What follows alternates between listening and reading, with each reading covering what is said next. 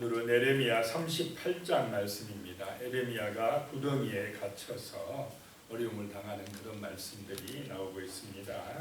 1절에 보면요, mat단의 아들 스바와 바스울의 아들 그다랴와 셀레마의 아들 유갈과 말기야의 아들 바스울이 에레미야가 모든 백성에게 이르는 말을 들은즉 이르기를. 이 사람들, 여기에 나오는 사람들은 고관들입니다. 이 고관들은 친애굽파입니다. 애굽을 의지해서 바벨론으로부터 나라를 구해보겠다고 생각하는 그런 고위직 고관들입니다. 근데 그 사람들이 예레미야가 모든 백성에게 하는 이야기를 들었다는 것입니다. 들어보니까 2절에 여호와께서 이와 같이 말씀하시되 이 성에 머무는 자는 칼과 기근과 전염병에 죽으리라. 그러나 갈대아인에게 항복하는 자는 살리니 그는 노량물을 얻음같이 자기의 목숨을 건지리라. 이렇게 이제 예레미야가 말씀한다는 것입니다. 자, 애굽을 의지할 건가 바벨론을 의지할 건가, 지금 하나님의 마음이 어디가 있느냐라고 하는 것입니다. 이 사람들은, 듣는 사람들은 애굽을 의지해서 바벨론을 물리쳐야 된다 이렇게 생각하고 있는데, 이 당시 시대의 흐름은 애굽이 강합니까 바벨론이 강합니까? 바벨론이 지금 세계의 중심 국가로 들어서고 있습니다.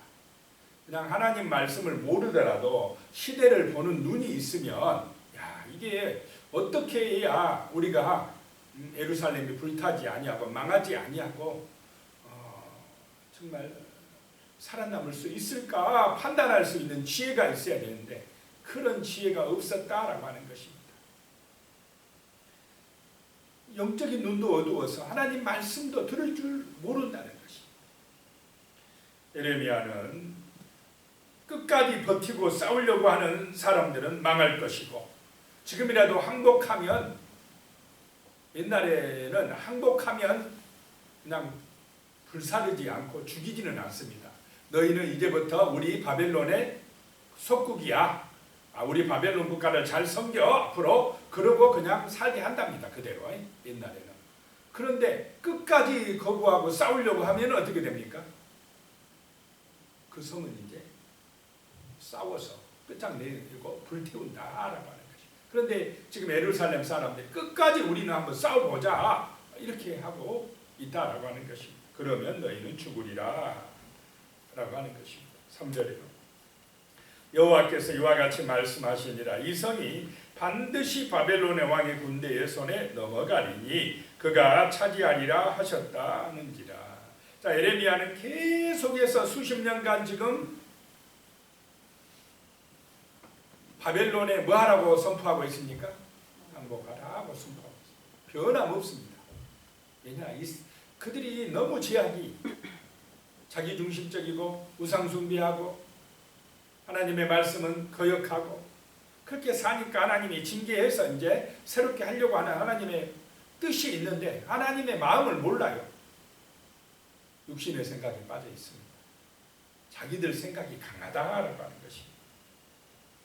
4절에요. 이에 그 고관들이 친애굽파 세력이 왕께 아뢰되 이 사람이 백성의 평안을 구하지 아니하고 재난을 구하오니 청하건대 이 사람을 죽이소서. 그가 이같이 말하여 이 성에 남은 군사의 손과 모든 백성의 손을 약하게 하나이다. 자기들이 지금 어떻게 강해져야 되는데, 우리 예루살렘이 지금 이긴다고 말해줘야 되는데 이 사람은 누굽니까? 예레미야. 선지자라고도 안 해요.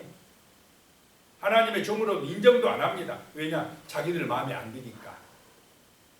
자기들 듣고 싶은 말을 안 해주니까 하나님의 선지자를 선지자라고 안 하고 이 사람 그렇게 나옵니다. 네가 뭔데? 이 예루살렘의 평안을 구하지도 아니하고 오히려 망한다 가느냐? 항복하라 가느냐? 그러면서 왕에게 이 사람을 죽여야 됩니다. 매국노요, 반역죄를 일으키고 있고 이 백성을 선동해가지고 싸우지 못하게 하고 있습니다라고. 자기들 생각에 친애굽파의 그 자기들의 어떤 정치 사상에 에레미야가 맞습니까? 안 맞습니까? 그러니까 이렇게 하나님 중심이 아닌 사람들은 자기들 중심이 아니면 자기들의 어떤 뜻에 맞지 않으면 전부 다 어떻게 하려고 합니까? 적으로 간주해. 적으로 막 죽여버리려고 해요. 어떻게든지 비방하고 깎아내려가지고 공격해서 무너뜨려 버리려고 해요. 이것이 이 마음속에 자기 욕심이 찬 육신의 욕망으로 가득한 세상 사람들의 속성입니다. 지금도 이런 사람들이 많이 있습니까? 없습니까?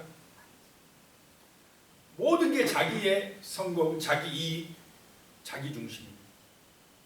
그런 고관들이 자기들의 어떤 친애국파의 그런 정치적인 이익을 위해서 모든 걸 지금 왕까지도 막 흔듭니다. 그러는데 에레미야가 자기들하고 반대니까 이 사람들이 우리 군사들과 모든 백성의 손을 이 사람이 약하게 하나이다. 죽여야 됩니다. 이렇게 나오는 것입니다. 5절에요. 시드기야 왕이 이르되 보라 그가 너희 손안에 있느니라 왕은 조금도 너희를 거스를 수 없느니라 하는지라. 왕이 힘이 없어요. 그래서 그 고관들이 막 와서 소리치니까 뭐라고요? 뜻대로 하시오. 내가 무슨 힘이 있습니까? 이러고 있어요. 그냥 에레미야의 사용을 허락하고 맙니다. 6절에요. 그래서 그들이 그 고관들이 에레미야를 끌어다가 감옥들에 있는 왕의 아들 말기야의 구덩이에 던져 넣을 때에 에레미야를 줄로 달아내렸는데 그 구덩이에는 물이 없고 진창뿐이므로 에레미야가 진창 속에 빠졌더라. 이 지금 아마 이 당시 이 예루살렘 이스라엘에는 겨울에 비가 오고 여름에는 아주 건조합니다. 그래서 곳곳에 이런 구덩이를 좀 파놨나 봅니다. 물을 저장하려고. 비가 올 때 그 구덩이에 우리나라 저수지처럼 물을 저장했다가 여름에 뭐 비가 안 올 때 쓰기도 하는데 여름 되면은 그 물이 어떻게 됩니까? 이제 다 말라지는 그 구덩이에 빠졌는 다행히 물이 없어서 밑에는 진창이었다는 거예요. 진창. 물이 이제 어느 정도 말라가지고 그 구덩이에 빠졌다라고 하는 것입니다. 끌어내렸다. 스스로 올라올 수가 없습니다. 거기서. 그때의 7절에 보니까요. 왕국 넷이 구수는 에디오피아 아프리카입니다. 에벤멜렛이 그들이 에레미야를 구덩이에 던져 넣었음을 들으니라. 그때에 왕이 베냐민 문에 앉았더니 8절에요. 에벤멜렛이 왕궁에서 나와 왕께 아뢰어 이르되 9절입니다. 내주 왕이여 저 사람들이 선지자 에레미야에게 행한 모든 일은 악하나이다. 악하니이다. 성중에 떡이 떨어졌거늘 그들이 그를 구덩이에 던져 넣었으니 그가 거기에서 굶어 죽으리이다 하니. 자, 누가 죽이려고 하고 누가 구해주느냐라고 하는 것입니다. 이스라엘의 고관들은 하나님의 말씀을 선포하는 선지자를 이 사람 그러면서 죽여버리려고 구덩이에 넣고 떡도 밥도 주지 않았다 하는 것입니다. 그런데 이 넷이 아프리카에서 온 흑인 에벤멜렛이 왕에게 간청을 합니다. 뭐라고 하느냐? 저 사람들이 이 선지자 에레미야에게 행한 것이 악하니이다. 자, 지금 에벤멜렛은 에레미야를 뭐로 부르고 있습니까? 선지자다. 하나님의 선지자다. 그 이방 사람 이 에디오피아의 넷시는 에레미야를 선지자라고 부르고 있는데 오히려 예루살렘의 고관들은 에레미야를 뭐로요? 이 사람 하면서 우리를 대적하는 사람이라고 죽이려고 하고 있다. 하나님이요. 그 이방 넷이 에벤멜렛을 통하여서 에레미야를 살려내는 것을 보게 됩니다. 에레미야는 자기 어떤 이익이 우선입니까? 정말로 이 따뜻한 마음이고 사람을 사랑하는 마음이고 살리려고 하는 것이 우선입니까? 자기 이익이 우선입니까? 죽어가는 생명을 살리려고 하는 그것이 우선입니까? 이게 하나님의 마음이에요. 이것이. 자기 이익이 우선이 아니에요. 육신의 욕심, 자기 자랑 이게 우선이 아니에요. 내 이익이 있는가 없는가 보는 사람들, 육신의 욕망을 쫓는 사람들이 그 마음에는 하나님이 없어요. 에벤멜렛은요, 잘못하면은 왕에게 말했다가 그 고관들에게 공격받을 수 있습니까? 없습니까? 엄청난 어려움에 처할 수도 있는데도 선지자다 이 말입니다. 에레미야가 그 고관들의 행동이 잘못됐다는 것입니다. 이 지금 식량이 다 떨어졌는 이때에 물 그 구덩이에 넣고는 그냥 밥도 안 주고 있으면 굶어 죽게 되는데 이러면 이거 안 된다라고 함께 간언을 하는 것입니다. 10절에 왕이 구스 사람 에벤멜렉에 명령하여 이르되 너는 여기서 30명을 데리고 가서 선지자 에레미야가 죽기 전에 그를 구덩이에서 끌어내라. 참 왕이요 우유부단해요. 힘이 없으니까. 가만히 또 에벤멜렉 말 들어보니까 맞아요. 에레미야 죽게 하면 안 돼요. 왕도 은근히 에레미야의 말이 맞다는 걸 압니다. 그런데 워낙 친애국파 이 고관들이 세게 나오니까 어떻게 해야 자기도 마음대로 할 수가 없는 것입니다. 그래서 30명 데리고 와서 에레미야 빨리 구해내라 라고 왕 이야기를 합니다. 12절에요. 구스인 에벤멜렛이 에레미야에게 이르되 당신은 이 헝겊과 낡은 옷을 당신의 겨드랑이에 대고 줄을 그 아래에 대시오. 에레미야가 그대로 하매 막 그냥 줄을 잡으러 가면 힘이 빠지면 떨어져 버릴 것 같으니까 어떻게 해요? 겨드랑이에다 그 줄을 이렇게 대라. 겨드랑이에 끼우라. 아마 그런 것 같아요. 그러니까 힘이 좀 덜 들지 않겠습니까? 위에서 끌어올릴 때에. 13절에 그들이 줄로 에레미야를 구덩이에서 끌어낸지라 에레미야가 시대 뜰에 머무니라. 시대 그 감옥에 머무니라. 그때입니다. 14절에 이제 시드기야 왕이 사람을 보내어 선지자 에레미야를 여호와의 성전 셋째 문으로 데려오게 하고 왕이 에레미야에게 이르되 내가 내게 한 가지 일을 물으리니 한마디도 내게 숨기지 말라. 그래도 이 에레미야가 꼭 진짜 선지자 같아요. 왕이 계속 보니까 그래 조용히 또 에레미야를 불렀습니다. 그 고관들 모르게. 15절 에레미야가 시드기야에게 이르되 내가 이 일을 왕에게 아시게 하여도 왕이 결코 나를 죽이지 아니하시리이까 가령 내가 왕을 권한다 할지라도 왕이 듣지 아니하시리이다. 왕은 자꾸 자기에게 좀 유리한 말을 해줄까 하고 또 불렀어요. 근데 에레미야를 통해서 전해지는 하나님 말씀은 자꾸 이랬다 저랬다 합니까? 안 합니까? 안 한다는 거죠. 철저하게 회개하라 이 말입니다. 항복하는 것이 살 길이라고 이야기하는 것입니다. 제가 이야기를 해도 왕이 듣지 않을 것입니다. 왜냐? 왕은 하나님보다 사람을 더 두려워하고 있습니다. 이 말입니다. 왕이 누구를 더 두려워하고 있습니까? 그 친애국파 고관들. 사람을 더 무서워하고 있어요. 믿음이 없는 것입니다. 16절에요. 시드기야 왕이 비밀이 에레미야에게 맹세하여 이르되 우리에게 이 영혼을 지으신 여호와께서 살아계심을 두고 맹세하노니 내가 너를 죽이지도 아니하겠으며 내 생명을 찾는 그 사람들의 손에 넘기지도 아니하리라 하는지라. 말로는 영혼을 지으신 여호와께서 살아계심을 두고 맹세하노니 아야 살아계신 하나님을 두고 맹세할 것 같으면 그냥 하나님을 믿으면 되지 않겠습니까? 그런데 하나님보다 누가 더 무섭다고요? 친애국파 그 고관들이 더 무서워요.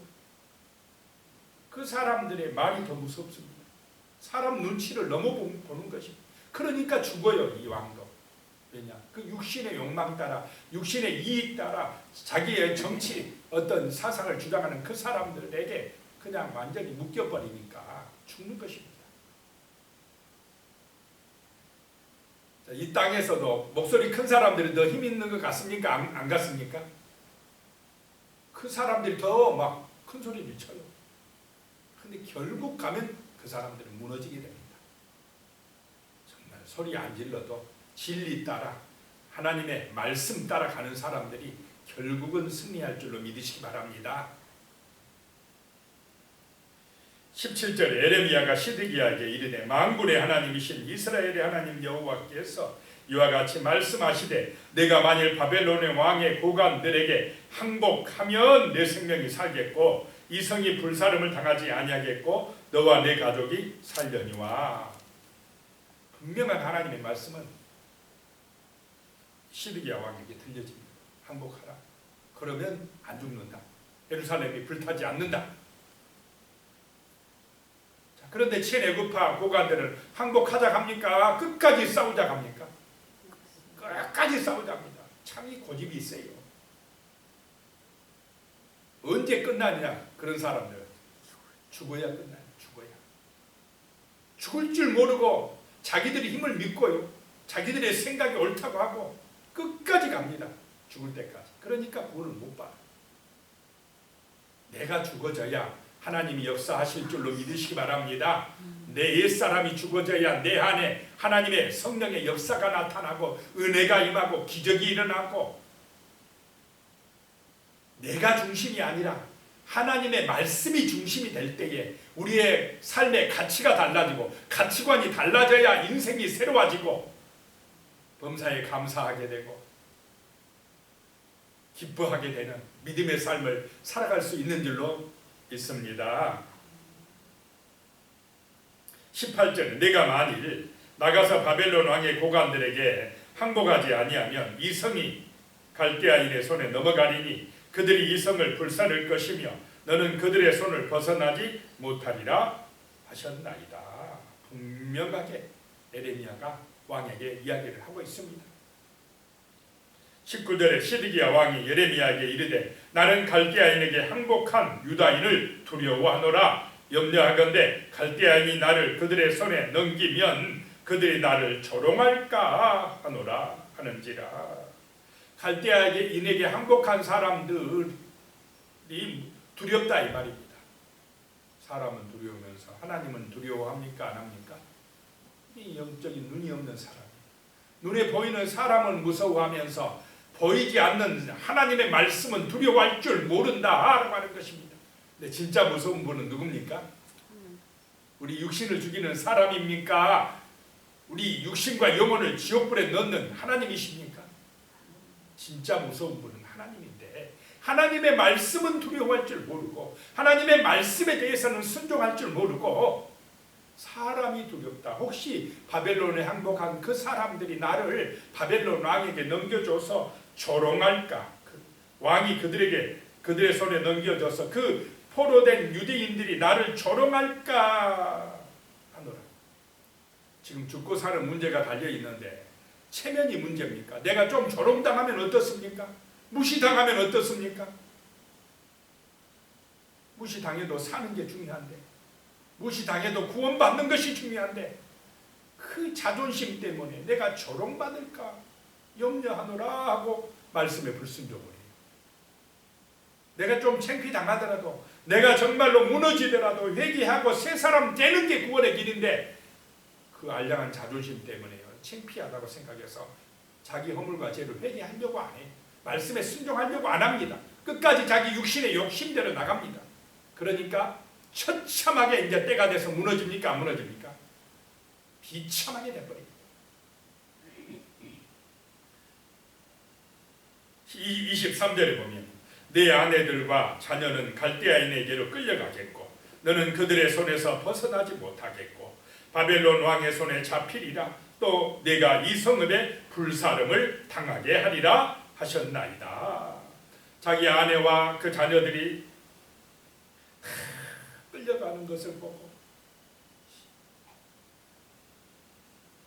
바벨론 아니 예루살렘 성이 불태워지는 것을 비참하게 끝난다라고 하는 것입니다. 불순종함으로 인하여서.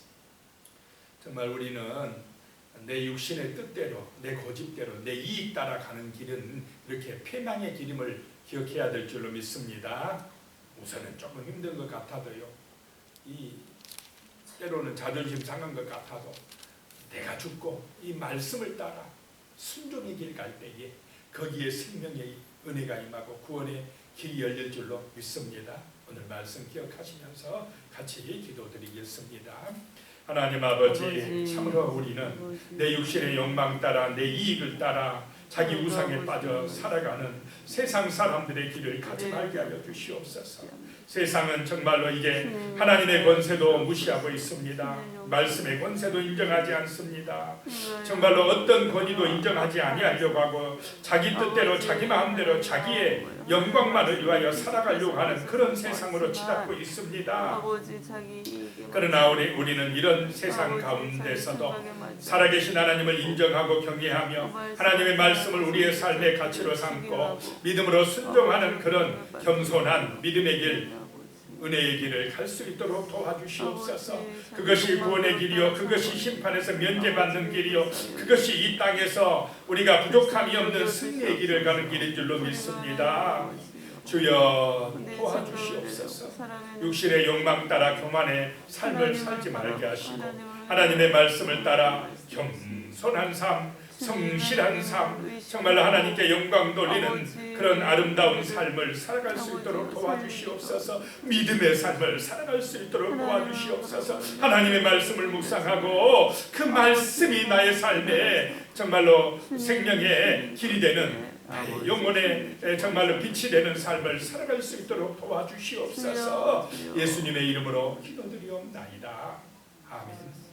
이제는 우리 주 예수 그리스도의 은혜와 하나님 아버지의 무한하신 사랑과 성령님의 교통하시고 함께하시는 놀라운 은혜가 진실로 하나님의 말씀이 나의 삶의 가치가 됨을 믿고 하나님의 말씀을 묵상하고 순종하고 기도하는 삶을 살기로 다짐하시는 귀한 우리 성도님들 머리 위에 가족들과 자손들과 하시는 모든 일들 위에 영원히 함께 하시기를 간절히 축원하옵나이다.